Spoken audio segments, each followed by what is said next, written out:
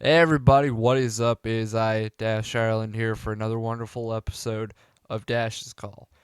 Now I've missed about a week or so because the week before I did record the special science and religion discussion featuring a great friend of mine, Pastor Mapes. However, because the video is long, it wasn't able to be uploaded yet, unfortunately, because I've I have freaking Filmora editing software, and I hate it because it takes forever to upload. Plus, my Wi Fi is slow. Last time I tried to upload it, the software froze. And I'm kind of too poor to get better software that you have to pay for.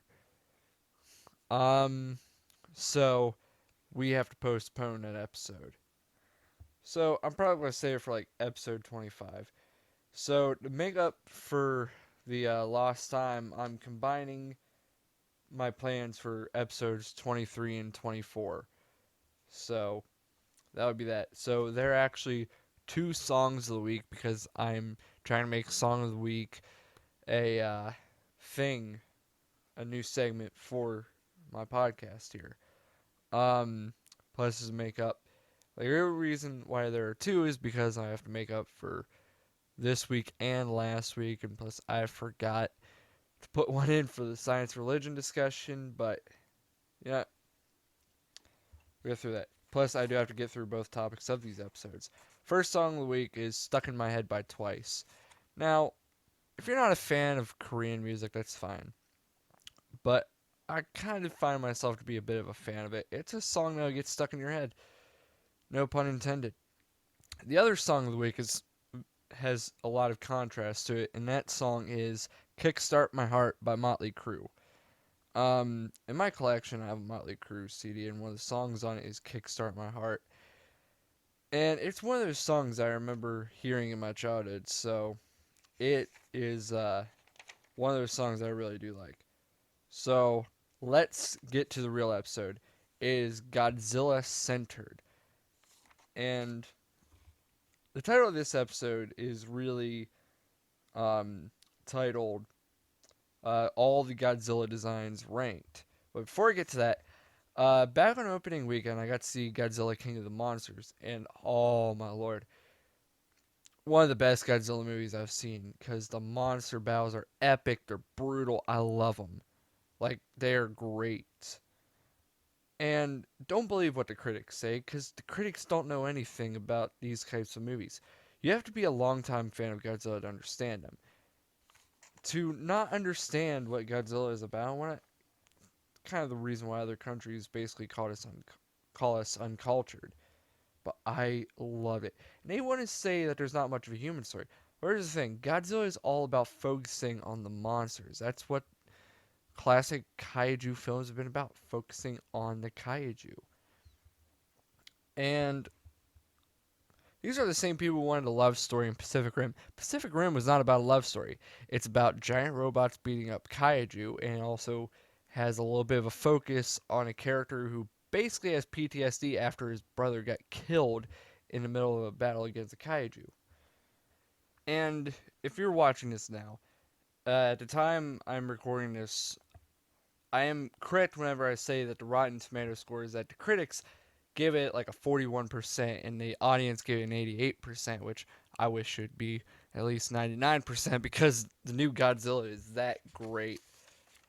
The only problem I had with the movie was them mispronouncing Isla because they were saying Isla or Isla and it's Isla de Mara because Latin based languages suck.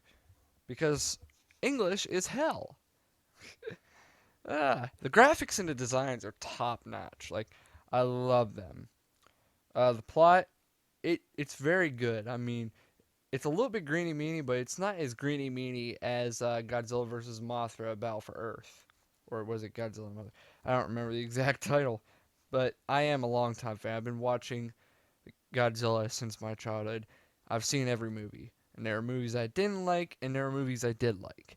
A lot of them, a lot of the movies I did like were actually in the Heisei era, and we'll get to that. Ghidorah, each of the three heads had their own personality, and that was amazing. And Ghidorah, so badass. I loved Ghidorah. Rodan, pretty dang good.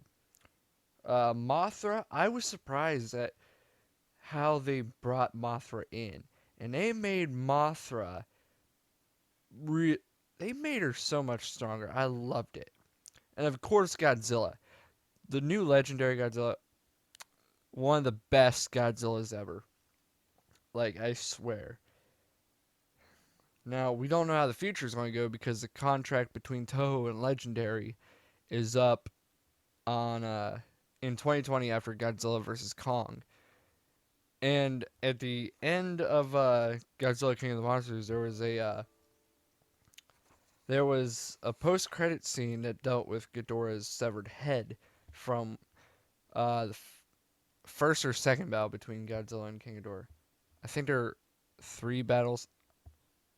No, there are only two really, but there was one where uh, Godzilla severs one of the heads. I don't know where he's going with that. We could get a Mecha King Ghidorah, or we're going to get some new kaiju that's born out of different kaiju DNA. Because if you watch the movie, the eco-terrorist Alan Jonah has been collecting kaiju DNA for some odd reason, and maybe that's what we're going to get.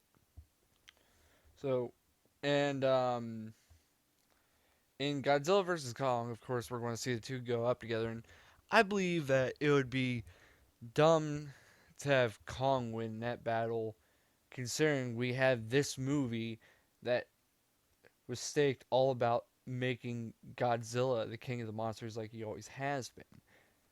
But me and my family, who are also big Godzilla fans, believe that they'll duke it out for quite a while, but then they'll come to face a greater cause.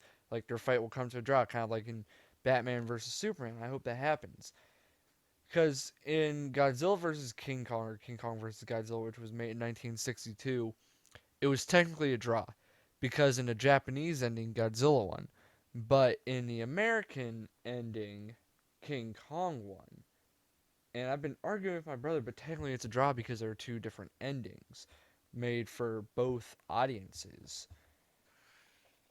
And I hope that it's going to be more than likely that Toho renews their contract with Legendary because obviously they love these movies.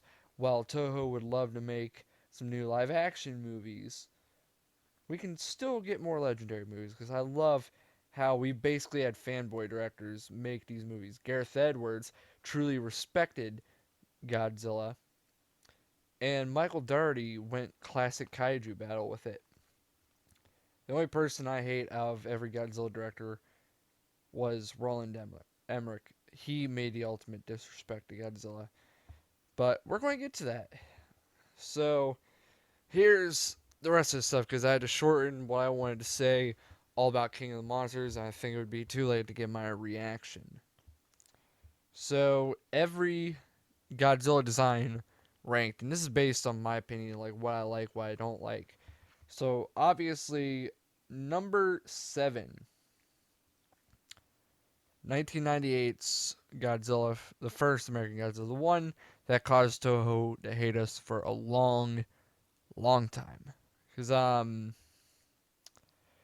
Roland Emmerich, he stated that he had never seen a Godzilla movie and wanted to make something of his own, and it turned out terrible. It was the worst thing. It even got referenced in Toho films, like in GMK, which is known as Godzilla, Mothra, and King Ghidorah, Giant Monsters All Out Attack.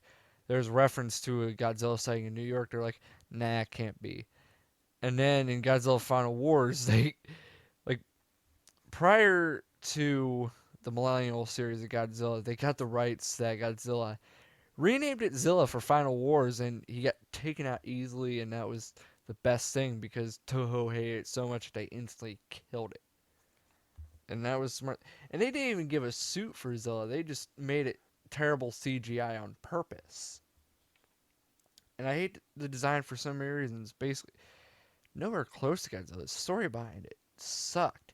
And trying to say that it's not really well, it's more iguana-like and not other lizards. Just more iguana-like. It's so stupid. The spine's awful. The face, just everything about it is just absolutely atrocious. Just, ugh. I gotta stop talking about it. Actually, no, that was number 8. I forgot to add in the 1954 Godzilla into my ranking because I accidentally put him in with the Showa era.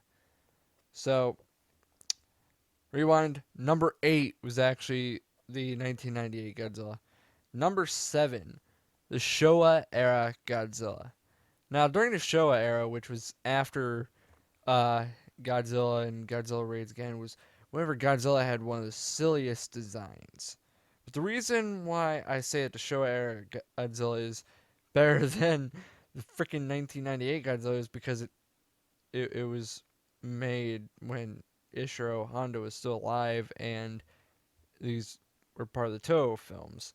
Now, one movie I did grow up on that was a classic Showa Godzilla film was Son of Godzilla, which it was really silly, but as a kid I kind of enjoyed it. However, I'm not a big fan of the Showa era now because it just seems really childish. However, we must pay some respect to the Showa era because it gave us some of the greatest kaiju in Godzilla history.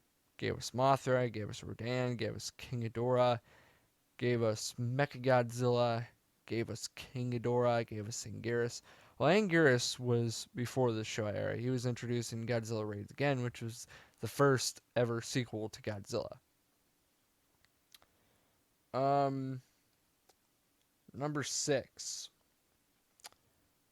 is Shin Godzilla. Now, I liked Shin Godzilla because it kind of harkened back to the roots of the original Godzilla, and it was also making a mockery of the Japanese government, which is kind of funny. But we're not here to talk politics. Anyways, it does bring something new to the table, and it focuses on Godzilla being the enemy again, which I think in future Godzilla films they should introduce new kaiju for Godzilla to battle before they go bring in classic kaiju for redesigns. What was interesting about this was that it wasn't Godzilla from the start. It was an organism that was evolving, like had different phases throughout the movie until you get Shin Godzilla, which had some interesting new modifications. And what I know is that the next live action Godzilla film from Toho will actually not be a direct follow up to Shin Godzilla. It won't even have the Shin Godzilla design. My problems with the Shin Godzilla design were with the arms, the face. Ugh. I mean, don't get me wrong. It was kind of cool, the concept they had, but it was mainly the arms, the eyes, the face a little, which I think the face they were trying to like harken back to 1954. And the ending left me a little confused. I don't know what was going on that they showed his body after it just went to phase 5, I think. Somewhere along that line. So, number 5. Uh, Number 5 is the GMK Godzilla. Godzilla from Godzilla, Mothra, and King Ghidorah Giant Monsters All Out Attack. It's a great film. Like, it's technically not part of the Millennial series, but it's one of the better Godzilla stories that you'll hear from in a solo, well, something that isn't belonging to any era of Godzilla. Like, what was cool is that this Godzilla looked a little bit like the Heisei Godzilla, but also had some of his own features that were pretty cool. What made the GMK Godzilla really interesting was the whited out eyes. Like I said, it had a little bit of the elements of the Heisei Godzilla. And I really love the story behind it, that this time Godzilla was the antagonist of the film. And he was actually the spirit of dead soldiers, like soldiers that were killed in the line of battle and whatnot, for Japan, I believe. And the heroes were Mothra, Baragon, and King Ghidorah. They're called the Guardians in this one. And this King Ghidorah, surprisingly, a protagonist, and he's known in this one as the 1,000-Year Dragon. The only thing I wasn't a big fan of was just CGI and the look of this Ghidorah, because one of my favorite Ghidorah designs came from the 1990 uh, Godzilla vs. King Ghidorah. I think it was either 90 or 92. Somewhere along the line of the early 90s. So, number 4. The 1954 Ishiro Honda directed Godzilla, or Godzilla, or King of the Monsters. What makes this in the middle is because I like going by design.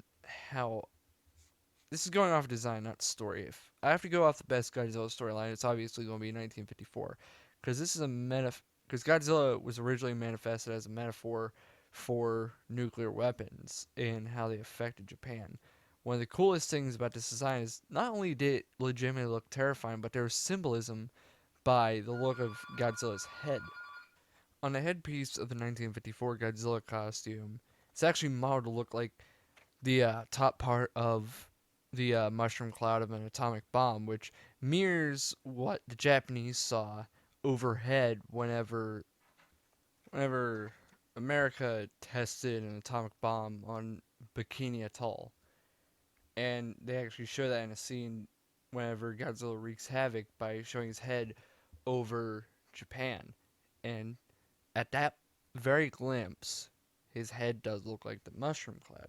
And it was for that intent because, like I said, Godzilla is a big old metaphor for nuclear weapons.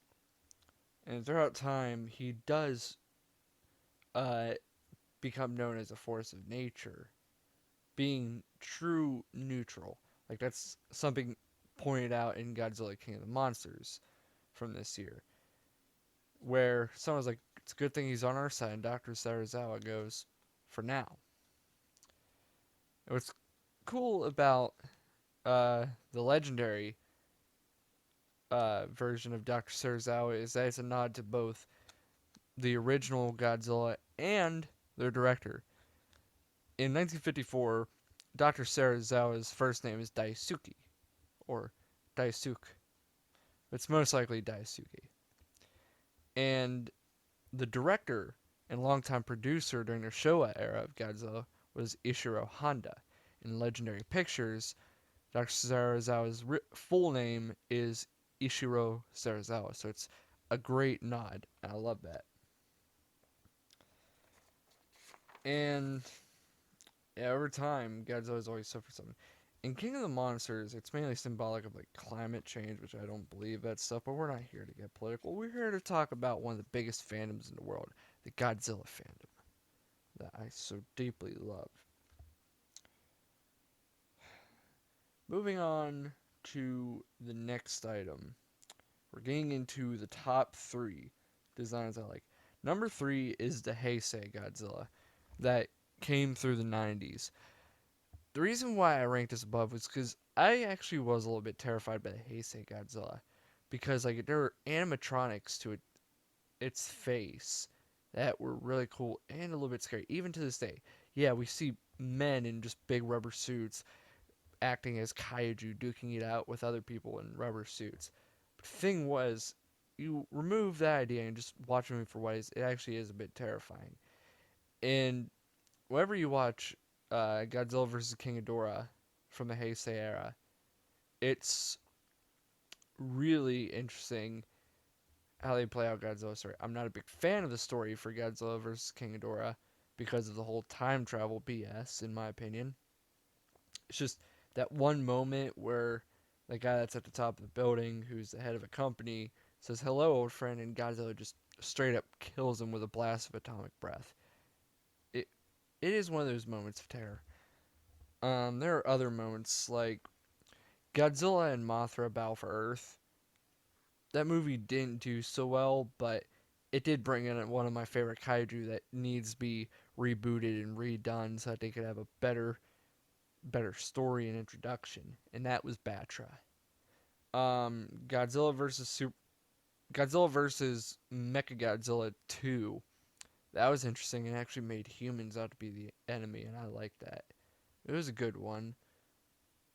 Uh, No one liked Godzilla vs. Space Godzilla. Just it it it just seemed a bit, how you say it, not creative. And Godzilla vs. Destroyer had one of the most interesting additions to the Heisei Godzilla, and that was Burning Godzilla, and that was probably the best of the Heisei Godzillas because it gave him more amplified power, and it went back to the idea that Godzilla initially stood for. And as he was burning down, it would cause, because not only is that a metaphor for like the Cold War and nuclear stuff, but I also feel it was something doing with nuclear energy because nuclear energy can be sometimes be dangerous. Just look at what happened at the Fukushima Daiichi plant. It's still leaking radiation, and the media doesn't cover that enough. They got radiated fish, and people are still not having a good time there. But that was something great about Heisei Godzilla. In the early Heisei era, whenever they brought in Return of Godzilla or Godzilla 1984, people want to say that's a bad film, but the American version is bad. The Japanese version is fairly good. I haven't seen it, but granted, how before 2014, Americans had pretty much had a history of, even now, Americans have had history of ruining great things that are foreign and whatnot, such as terrible Netflix adaptations, aka Death Note, looking at you, and I'm just gonna believe that Japan's original version of Return of Godzilla was fairly good. Um, what I know also is that in that movie there was too much product placement in the American version. Like the original Gojira, that was great, but the American version just sucked badly because they put freaking Raymond Burr in there. It just was odd. It was dumb. So you can't say that Godzilla 1984 is completely bad. You watch the original Japanese version, it's more than likely going to be 10 times better than the Americanized version. Godzilla vs. Biollante was okay. It did bring in that concept of Godzilla cells and whatnot. So there was an interesting storyline. I think Biollante was a bit weak. Like there was more they could have done, but oh well. That's that. Number two, the legendary Godzilla. The Godzilla that we have now. I love that Godzilla because not only is it a new look and much larger, but it also does bring in more of the concept that Godzilla is basically a radiated lizard that has been worshipped over time. So it really was an interesting deal. And I love this Godzilla. Like, not only does he bring in the old lore and whatnot that harkens back to classic Godzilla, but also adds to itself. And I really feel like Gareth Edwards and Michael Dougherty have done such tremendous jobs handling Legendary's Godzilla films and lore in the MonsterVerse. They do a truly terrific job, and I applaud them. So number one is one that I like, the one where I grew up on, that were the newest Godzilla movies. And people might disagree with me just because of the story. I'm going off designs that I really loved. And the design that I loved that was really good for Godzilla was the Millennial Godzilla. Because look at his spines and whatnot.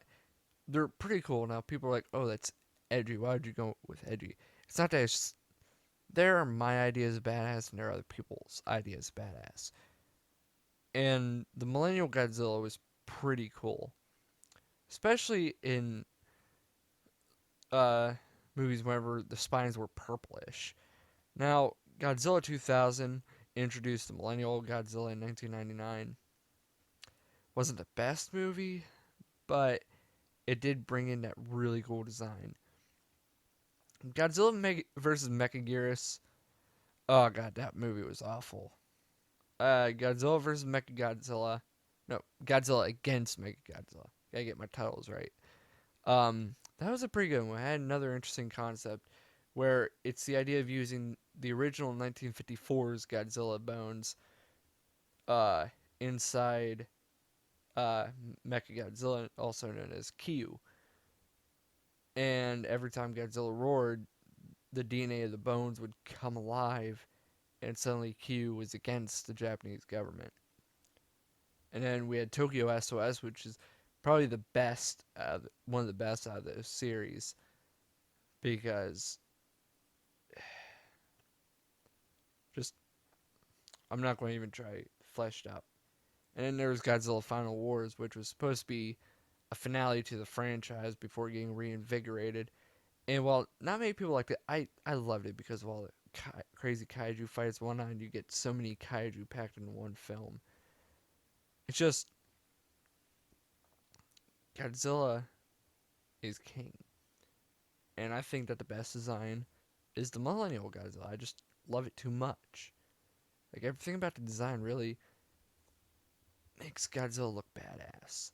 The Legendary Godzilla, the reason why it's number one, is because I'm going primarily off looks. If I have to go off storyline, number one is going to be 1954 Godzilla, number two would still be Legendary. Because no one can topple the original storyline of the 1954 Godzilla. It's impossible. Like, that's not arguable. It's fact. The story of the 1954 Godzilla will always be better than every story that came after it. Because it's the original and with such a powerful piece of symbolism in all of in cinematic history.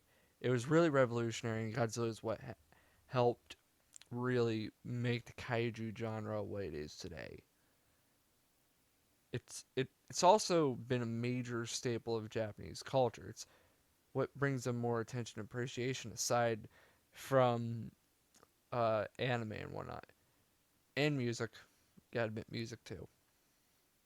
But if you ever visit Japan, don't be focused on uh, the staple of Godzilla. Just respect culture. Like I love Godzilla. I love bits of anime. I don't love all of anime because I just think some of them are silly, but appreciate what Japan has done, especially with Godzilla, because Godzilla was freaking revolutionary. And now we have American Godzillas that Toho appreciates. So yeah, I hope you liked my rankings of what I think were the best Godzilla designs and what I thought were the worst. Obviously, the worst was 1998. Everything other than that, those are just infinitely better than 1998. And what really sucks is that Roland Emmerich's Godzilla came out the year I was born. So that kind of embarrasses me a little. Other than that, I each design has its own unique taste, but my favorite designs come from GMK, Heisei, Legendary, and the Millennial series. Those were really the best. So, yeah, if you like this video, give it a thumbs up. I don't really care, but please give our channel a subscribe and follow us for more content. We'll see you next time on Broad Culture. This has been Dash's Call.